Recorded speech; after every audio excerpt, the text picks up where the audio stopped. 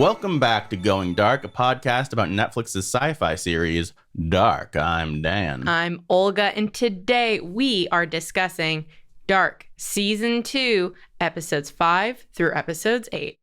Yeah, so we walked all four the back half of this season. We're going to be basically breaking it up into two parts like we did previously. So this is going to be 205 and 206, and then we're going to do 207, 208. And they should be coming out back-to-back days if everything goes as planned. But yeah, so just so you know, when we talk about 5 and 6, we'll have already seen 7 and 8, but we haven't seen beyond that. No knowledge of Season 3. Yes. Yeah. Except that it exists. Oh, and that's enough information. And speaking of things existing, we haven't for a while. So I just want to apologize. It's been, 2.5 weeks or whatever since we put one of these out. It was unintentional. Life just kind of got in the way. Medical things got in the way. Trying to focus on other videos and stuff got in the way, and everything just took longer than I hoped. But we are back now. Like I said, we're trying to get these 2 episodes out back to back, fingers crossed, and then we will be back on track with our Thursday releases of 2 episodes each. I'm, for one, very excited to get back on track because I finished these 4 episodes quite a while ago and haven't been able to watch season 3 for a while. But let's get into some housekeeping real quick. First, this is both an audio and video podcast. So if you don't want to watch our beautiful faces, you can go to podcast services around the globe and check out Going Dark, a dark podcast, or you can check us out on YouTube at youtube.com/DoingOK. Also, please rate us or review us on those podcast platforms. That would be really awesome and help people find us.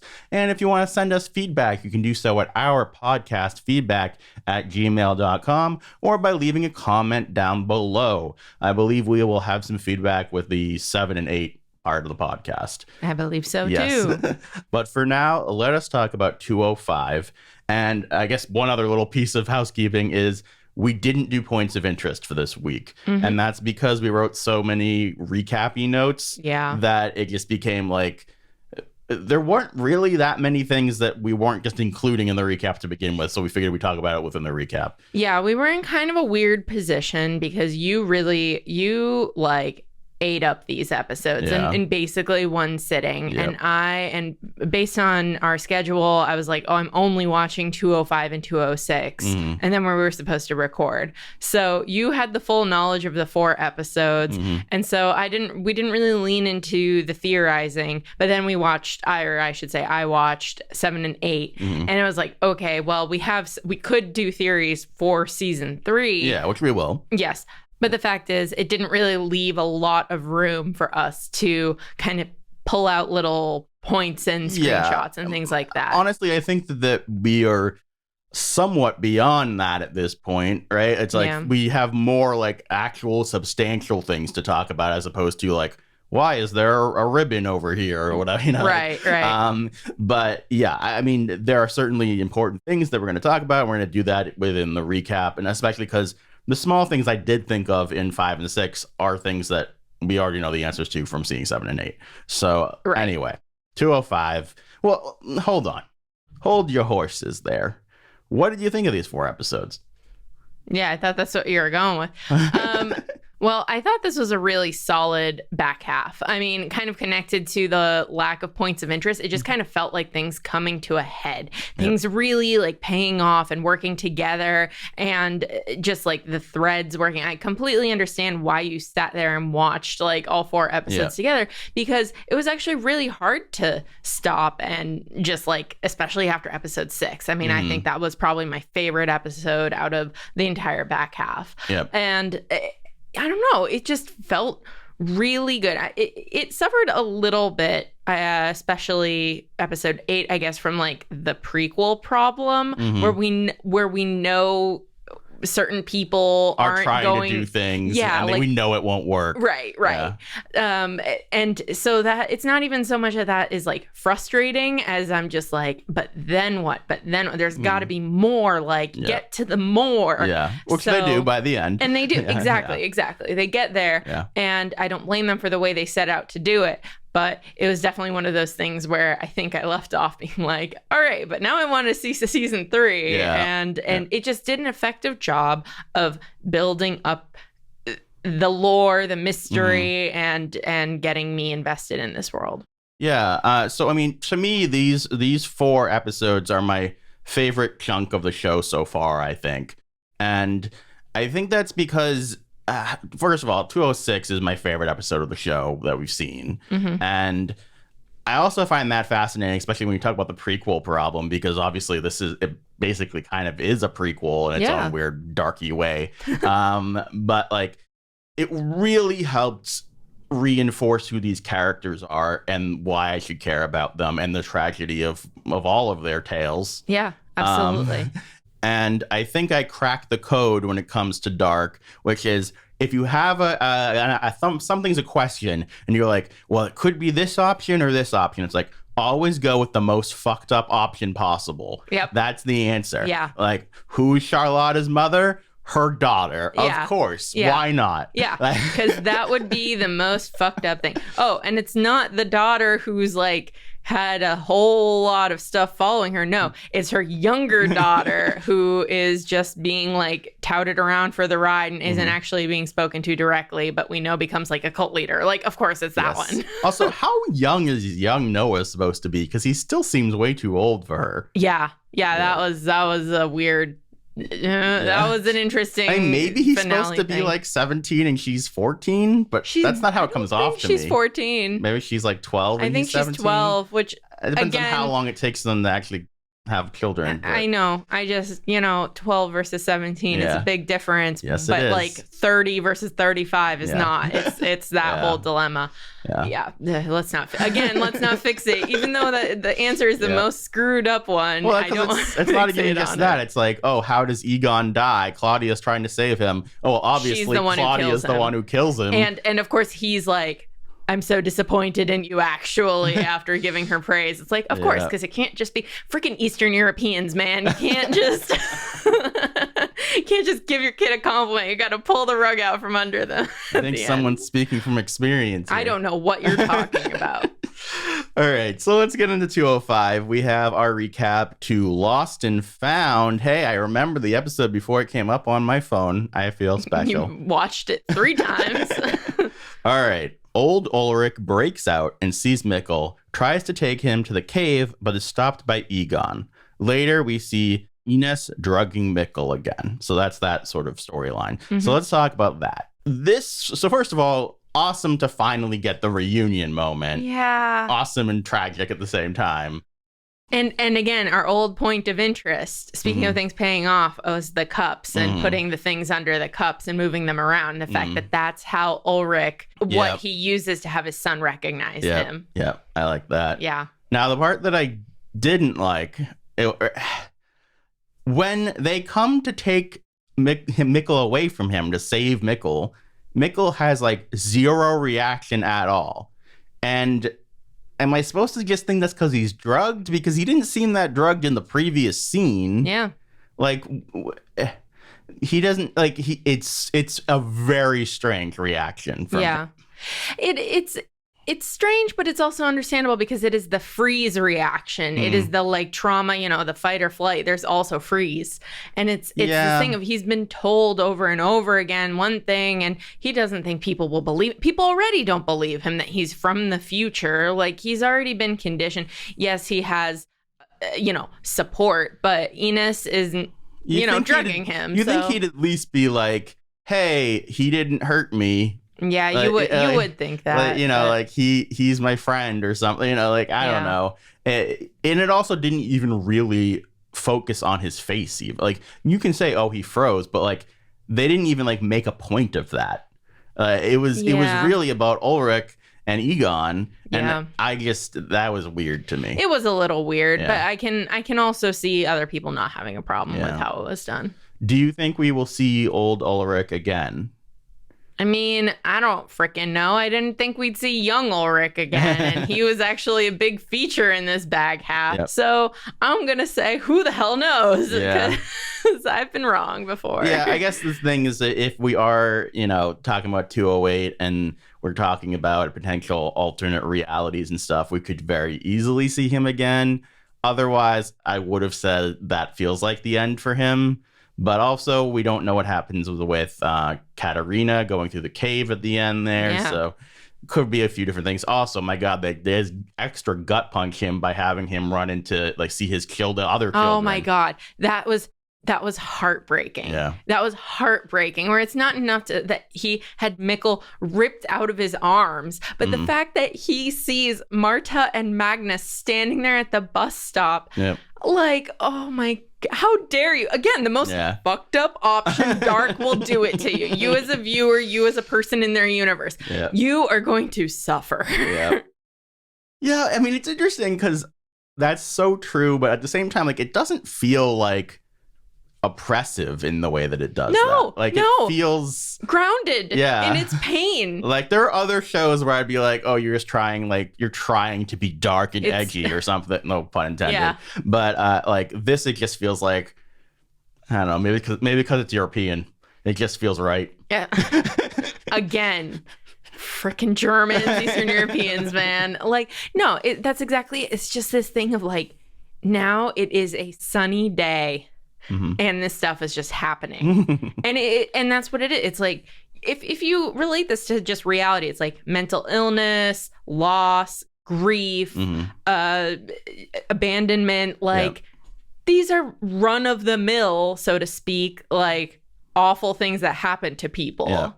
And it can have any combination of these things can happen to you.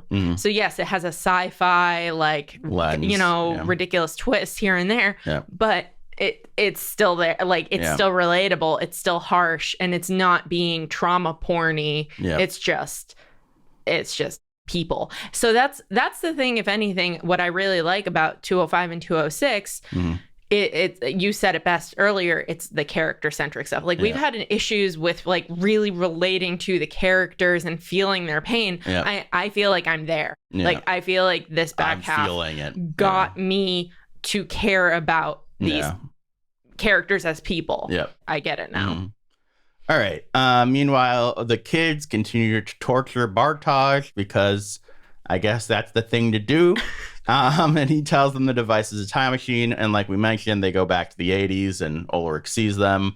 And then that brings me to the question that is also sort of brought up later in a few episodes. But like, was Bartosz's entire purpose just to teach the others about the time machine? I guess so. And does that make you feel bad for him at all? How do you feel about Bartosz after these 4 episodes? I feel underwhelmed by him. And I feel like, at least, when I hated his punchable face or like, was irritated at him, I was like, oh, poor little rich boy. I had some feelings towards him. Now I'm just like, he's just like pitiful, but I don't actually care about him because they took such a sharp turn from him being like an antagonist or... Well, they're not giving me any reason to like him. They're only giving me reasons to pity him. Like, so like, I mean, it seems very atomy to, I'll use him to that degree. But it just comes off a little strange to me because like we thought he was time traveling in like doing something. And it comes off at least like, no, he was just like, oh my God, time travel for months and didn't tell anyone about it. And why exactly? I guess because he thought he had some bigger purpose, but also like he wasn't doing anything. So I don't know, like maybe they're gonna reveal some stuff, but I don't think so at this point. And honestly, season 2 Bartosz doesn't seem like a necessary factor. I guess the best thing I can imagine is for season 3, for that alternate reality, that he's just gonna be like a very different character. So it'd be kind of interesting if they did a parallel that was like much like Marta is super different. It would be really interesting if we saw Bartosz as someone super different in season 3. Just to, Well, I mean, I also wouldn't be shocked if they made him more of a hero because of like, I mean, Jonas isn't really the hero. No. So, that's totally possible. Also, the fact that they save him at the end means that he has something else going on. He has a role to play. So I have hopes for season 3 Bartosz. I'm not like anti him anymore. He's just kind of there. He is there. Mm-hmm. Meanwhile, Katerina visits Hannah and is looking for middle-aged Jonas's time machine, but he has gone and put the necklace in Marta's room like a creeper. And punched out a window and all the fun stuff. Yep. Katerina calls Hannah a parasite and says Ulrich never loved her. Later, middle-aged Jonas makes her feel bad too and says she doesn't need anyone but herself. And she's like, oh, I'm Hannah, the worst person in the world. I mean, I want to disagree with you there, but oh my god, in 207 we'll get there, but my fuck. We'll get there. I want to talk about that at 207. But yeah, right. This seems harsh. This seems harsh in this episode, but then you're like, what? Nah. Maybe it's not enough. Nah. All right, so Hannah sucks. Meanwhile, Charlotta asks middle-aged Jonas about Noah and her parents. He doesn't know who they are, but he does know her grandfather, obviously.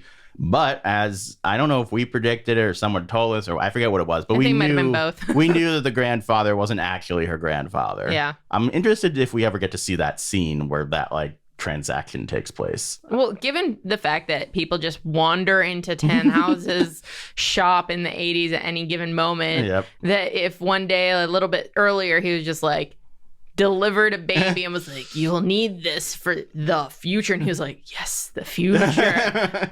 Baby. The baby of the future and the past. I mean, she's like kind of the most special baby because she wouldn't exist. Jesus. Is she? She is the daughter and the mother. No, she's the daughter and the grandmother. Yeah. Well, no, she's the daughter and the mother. And her own grandmother. And her own. She's everything. She's everything. She is all. Yes. Anyway, Jesus, Charlotta. Noah reveals himself to Charlotta, not in the way you thought he might. No, I never thought he might. Instead, he's her father, and he's been searching for her all this time. He's read the last pages, and he knows that he needs to kill Adam to save everyone from the apocalypse, not just those in the bunker, obviously setting up. You better get in that bunker or you fucked. But she doesn't get in the bunker, but we'll see what happens. Certain someone does. Mm-hmm. Obviously, we already know at this point who the mom is, as we've been joking about. But I didn't see it coming in this episode for sure. That Noah would be her dad. No, I saw Noah would be a dad, but not the mom, that Elizabeth would be a mom. Yeah. I think it was like, it was one of those things I was like, that would be silly, but I never actually thought. I thought Franziska a little bit more, but I thought Franziska a little bit more, except for the fact that I was so confident that she and Magnus were going to stay together. But I was just like, yeah, Franziska randomly is with Noah. That doesn't make sense. But I was just kind of taking stock of all the available females. And I was like, well, who could it be? Completely disregarding the child in it. So, whoops. And fun fact. Is this going to be fun? I mean, it's interesting fact. Noah murdered her first boyfriend. Who is her first Yasin or whatever. Oh my God. Oh yeah. I mean, technically Helga probably murdered him, but Noah was very much involved. I don't like that. Wait, so does that mean that there was maybe a universe in which she is with Yasin? I mean, if we're saying there are hundreds of universes, then I'm sure there is one. Well, I'm thinking about how when Claudia was I've seen the world with you and without you, so lends credence to, I don't know. I don't know what's going on with the show, Who's to say? Who's to say? Yeah. Anyway, Adam's all like, hey, Jonas, we're at war with God and we're at war with time, and they're one and the same. God is time, and he's uncaring and moving forward. Taking away for your health one moment at a time. Take it from me, melted thumb man. Yes. And then he's like, we will use the loophole, and you must go and stop your father from killing himself to save everyone, because that's the starting point. And Jonas is like, that's exactly what I want to do. Thanks for doing that for me. I'm not going to think about the fact that, if, I wouldn't have, if that happens, then we wouldn't have had this conversation because you wouldn't have existed. So obviously this isn't going to work. but I'm Jonas and I'm super traumatized. Yes. So I'll accept it. Yes. I mean, honestly, that is Jonas's journey in these 4 episodes. It's, hi, I'm Jonas and I'm traumatized and used by people. Nice to meet you. Yeah. I have a yellow coat. I really want to see middle-aged Jonas in the yellow coat. Can we do it? Can we make it happen?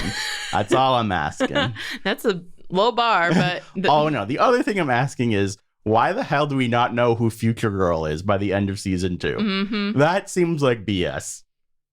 I'm just saying. They ended season 1 with her, and we still don't know who she is. Anyway. Yep.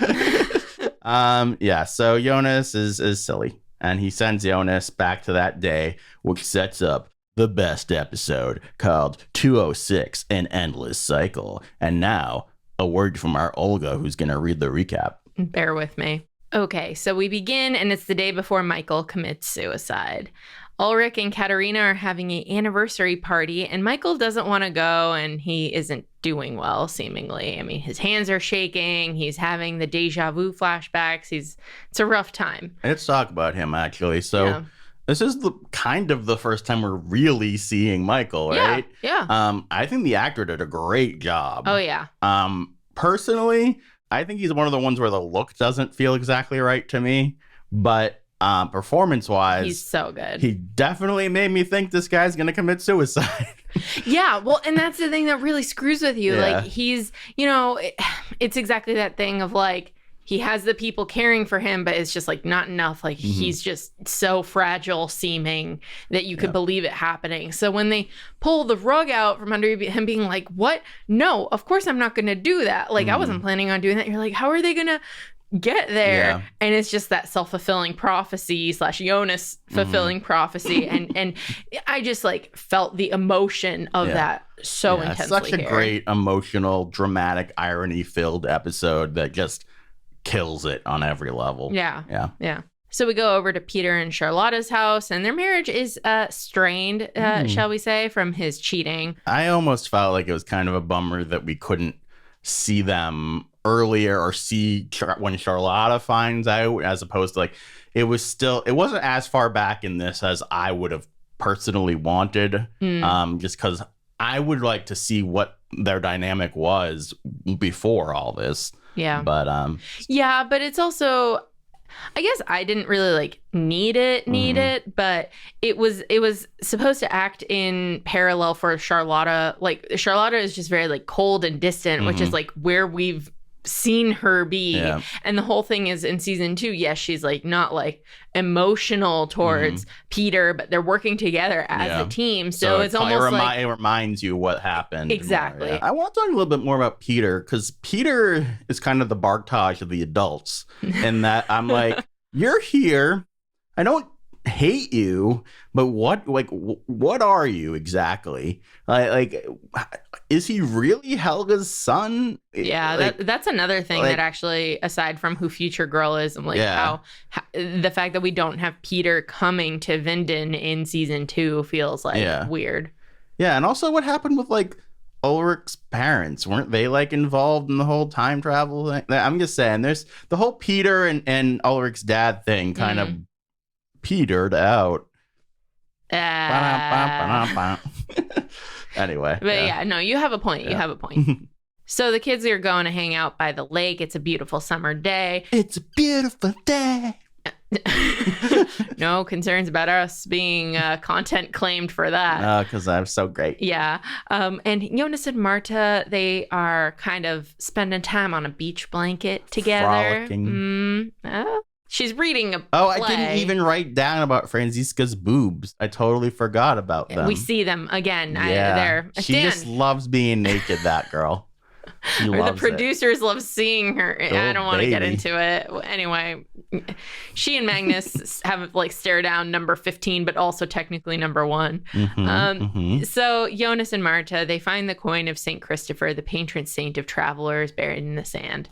Well, we didn't figure that one out, but we were close. We knew it was a saint. Yeah. No, we thought it was like Jesus. Well, no, you thought it was Jesus's dad, but we knew it was religious. So there. Anyway. Point for us. Jonas and Marta are cute. They are. But again, the travelers, the coin is important to Jonas. Look at that. Look at that. Mm-hmm. So future Jonas arrives and runs into the Nielsen's, and they have, I mean, you label this a cute exchange. I would call it a very unnerving one, because it's more like they're talking at Jonas and he looks like a deer in the headlights. And, well, I thought that the Nielsen side of it was very cute. Yes, yeah. Ulrich, like, making fun of him and calling him Romeo about Marta and everything. Yeah. It's pretty funny. Yeah. Yeah. And but again, because Mikkel is in the back seat and he's sick, it's just like, oh no, where is this? Where's this going? And oh my God. I will say, current time Jonas in this seems like a wet blanket. I think all this trauma made him a more interesting person. He just seemed kind of like, oh, I'm Jonas. Oh. I eat Frosted Flakes. I don't know what you're... The most interesting thing about me is my yellow coat. Yes, it's true. I don't know. I mean, the whole thing is that he's just like a regular teenage boy. He's afraid of making a move. I just felt like he was giving her nothing. She was trying so hard. Have you not met a teenage boy? I suppose I have. And you were the one who wasn't like Jonas, but that means so. I mean, the only thing you could say is that both Bartosz and Jonas are similar in that they're just like, oh my God. Well, see, Bartosz was trying. Jonas was just kind of like, ooh. Ooh. He's mysterious. And then he gets more mysterious. But he likes his grandma, which is nice. He helps her with the technology. I mean, it seemed like Marta wished he didn't like his grandma. Future Jonas, Mr. Romeo himself, he shows up at the beach and he goes and gives her that whole "I think we're the perfect match, never believe anything else" line. Like, what a great pickup line. Like once quarantine breaks for all of you singles out there, give that a try in the bars or coffee shops. I don't know what it's like to be single anymore. The bars and the coffee shops. Can we I don't know if it's like somewhat of a translation issue, because it's just the phraseology of "I think we're the perfect match" seems a little awkward to me. But the whole repeating of that over and over again, is it supposed to be kind of creepy? Because it feels kind of creepy at this point. So here's what you're forgetting about Marta. Yeah. She's a theater geek, but not one of those musical theater geeks. She's a play actress. Yes. And they eat that shit up. the deep artistic wounded soul teenage girl, this is beautiful for them. Yeah, I'm not really saying in the moment that it's creepy. It's just the fact that it's become such a repeated thing and like everyone's dreams and blah blah blah. It's just like, in fact, I guess the fact that we know it's connected with this weird incest thing, instead of being like, is it supposed to be cute? Because instead it's a little disturbing. I think it's supposed to be disturbing. It's supposed to be that heartbreaking romance. It's the tragedy of it all. It is, it's not Oedipus-like, but it is a little bit, it's that Greek tragedy classics. It's the classics and how awful they are as God's toy with man. They are, without a doubt, the best incest couple I've ever watched. Take that, Cersei and Jamie. And Dexter and his sister. Oh, yeah. They shouldn't count. Maybe and George Michael, who are also pretty good. I like them. Incest for the win. Oh, Dan, right. I don't stand by this. But at this point, you gotta admit, Jonas and Marta. No, again, pretty hot. In later episodes of this season, who has the appropriate reaction? Katerina. Stay away from my daughter. You're her nephew. This is a cat-tastrophe. Anyway, what? Anyway, this is my recap. Okay, we've lost the thread of this. Mackin, they were Mackin. And yes, and he gave her the ultimate pickup line. Yes, and so the interesting thing here, is that if he hadn't done that, they might not have had sex later, they might have never had any incest. I mean, they wouldn't have, because... Well, I'm just saying, because he made the move as future Jonas, young Jonas got, pulled in by Marta. Yes. Yeah. And that might not have happened if future Jonas hadn't made the move. Correct. Yeah. He would not have this lifelong obsession with saving Marta if she was just like the tragic friend who died during all of this. Yeah. And also Adam would have never wanted to maybe fight God / time if he didn't go through so much loss. Again, who knows? It's all because the thing it's is. all We're because the of of incest. It's all because of the incest is the root of This is not the our evil. like word of the day. It's our word of the series, obviously. All right. So the Nielsen's, they come to borrow glasses from Hannah, and Mikkel uses the bathroom. Michael is freaked out and listens to him pee. I didn't write this recap. But it's true. It is true. It's That was weird. a really weird scene. Okay, I mean, it is a good scene. I'm not going to say it's a bad scene. Yeah. Because he performs it really well. But the fact that he, like, gets up to the door and he's like, what is he doing in there? I'm like, what else is he doing? What is with this show and, like, peeing outside? Oh, in the yeah. same episode, That's I mean, true. obviously Magnus is by a lake, Yeah. so like if he has to think go, the call of nature. But then Ulrich's just like, hey, Mikkel, go pee by a tree. Like, you can't ask your friend if your kid can use their bathroom. I think when you live in the woods, it's much more often that you're peeing outside. I guess so. Because you're a peeing.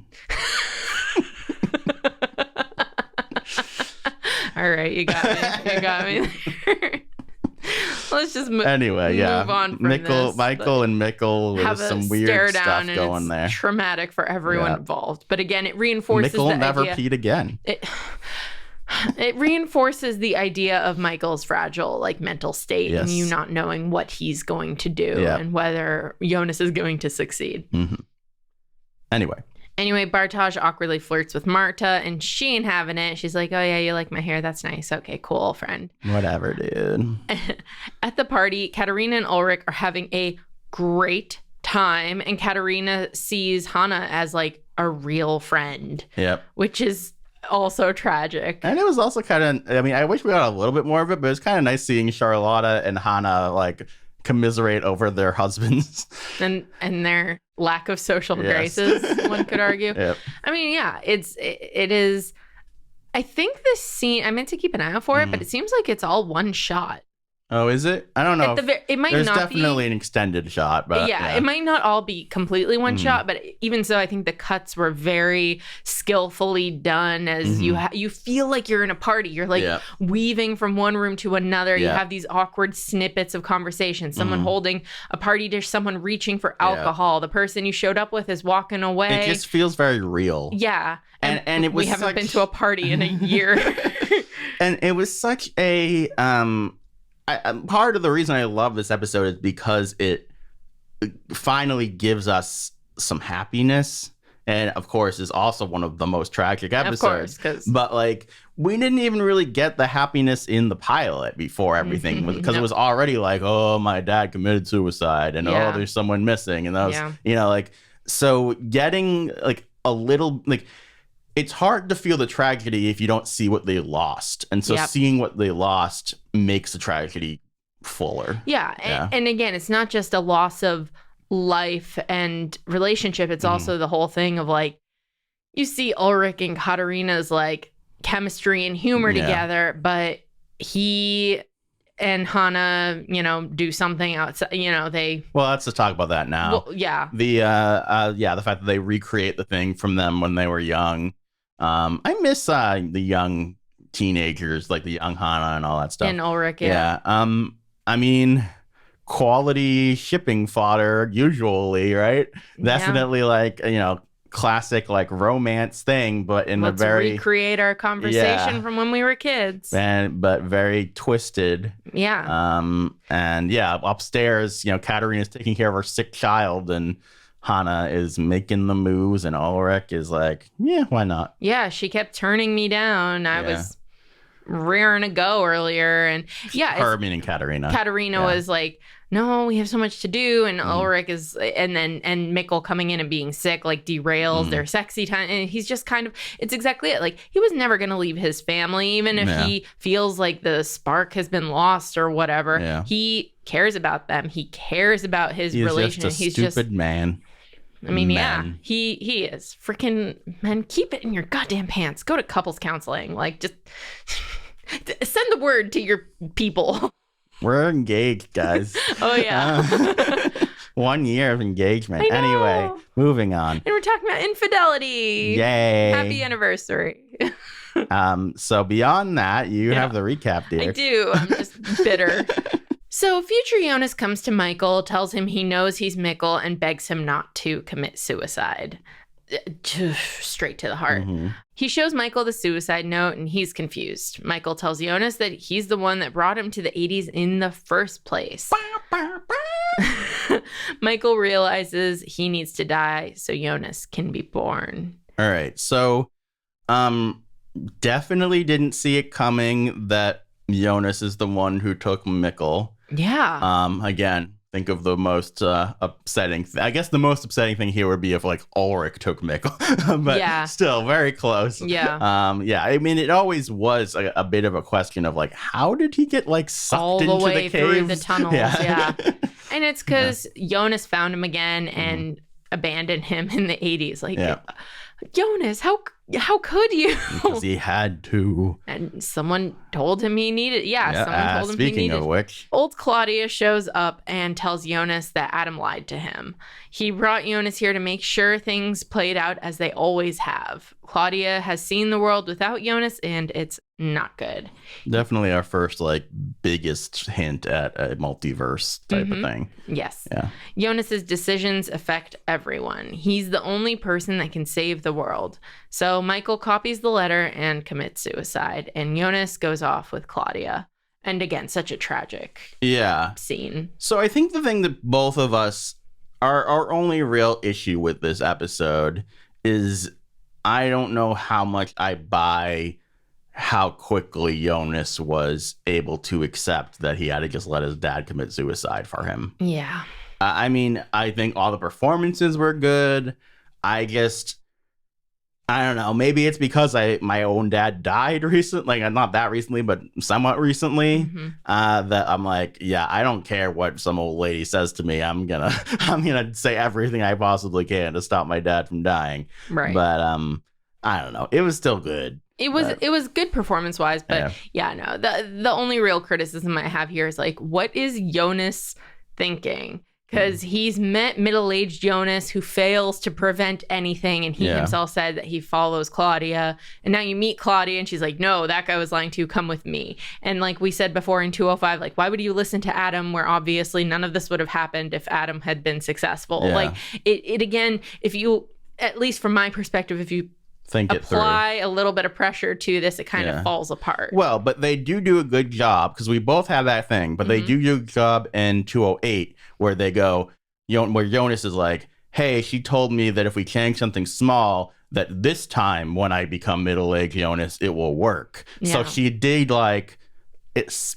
talk it through enough that it wasn't just like, you have to do this, and then him being like, well, middle-aged Jonas already failed. She's like, oh, this time it won't be the same as last time. The only thing is I wish we saw that scene. Yeah. And I know this was a very like tight, amount of timing for everything to be accomplished. And we've listed some of the things we wish we'd seen that they never got to. Yeah. But I feel like more Claudia with Jonas, or I should say old Claudia with Jonas would have benefited that for me. Yeah, I can see that. I think they wanted it to be like a cool reversal of this episode and the next episode where it's like Jonas has been gone the whole time and then he shows up the kind of the way old Claudia usually shows up, which I did enjoy, but I understand where you're coming from. Yeah.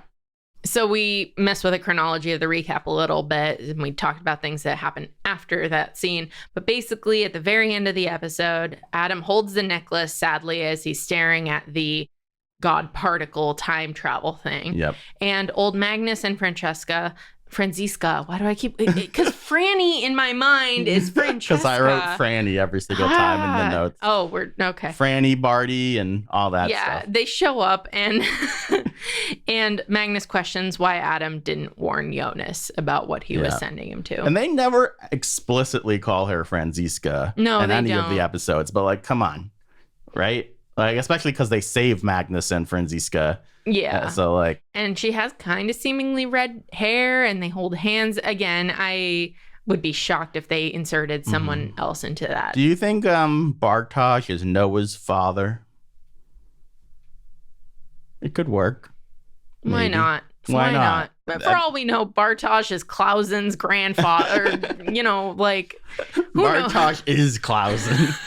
Oh my! Wait, hold on. Do you think there's any possibility that that Clausen's brother who gets killed by Alex is someone of importance? Or do you think that's just like such a side story? Honestly, I really want it to be a side story. I think it's gonna be. I don't want it to be involved in the main narrative. Like, the whole thing is Clausen is this like outside perspective who's like Vinden with its secrets and lies and all of these like people who don't want the truth to come to light. Like, I want him to be an outsider. I want him to like really not get it and kind of screw things up. Well, because that makes more sense to me than him being related to this mystery. To me, him having his whole side story, the point of it is something that seems so disconnected. Even that is there to have a bigger purpose. Right. It is, but that's like the only purpose I want it to serve. Yeah, that's what I mean. Yeah. It's like by accident, a thing that's not even connected with everything else ends up causing the apocalypse, Whoops. Yeah. All right. Well, with that said, I think that's the end of part 1. And we are going to be putting out 207 and 208 as soon as possible. And thank you guys so much for watching. Leave comments down below or email us at ourpodcastfeedback, and we'll see you next time. Or in the future. That's what I say. We'll see you in the future. Bye, guys.